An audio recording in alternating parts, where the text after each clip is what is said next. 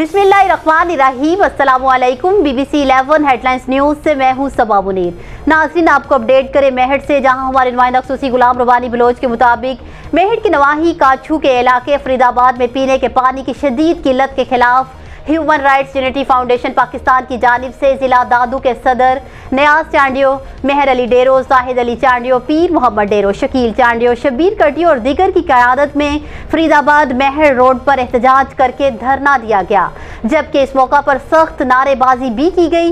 मुजाहिरीन ने मीडिया को बताते हुए कहा कि सिंध में मुसलसल पीपल्स पार्टी हुकूमत होने के बावजूद भी काछू की आवाम बेबसी और अजाबों में मुब्तला जिंदगी गुजारने पर मजबूर है और पीने के पानी की बूंद बूंद को तरस रहे हैं।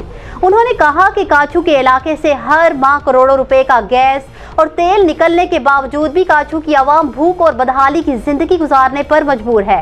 मुजाहिरीन ने मजीद कहा कि अगर फरीदाबाद यूनियन कौंसिल काछू की आवाम को पीने के पानी की फराहमी जल्द नहीं की गई तो हम ह्यूमन राइट्स यूनिटी फाउंडेशन की जानिब से हाई कोर्ट का दरवाज़ा खटखटाएंगे। न्यूज़ स्टूडियो से फिल वक्त इतना ही। मजीद तफसीलात और अपडेट्स के लिए देखते रहिए BBC 11 हेडलाइंस न्यूज़।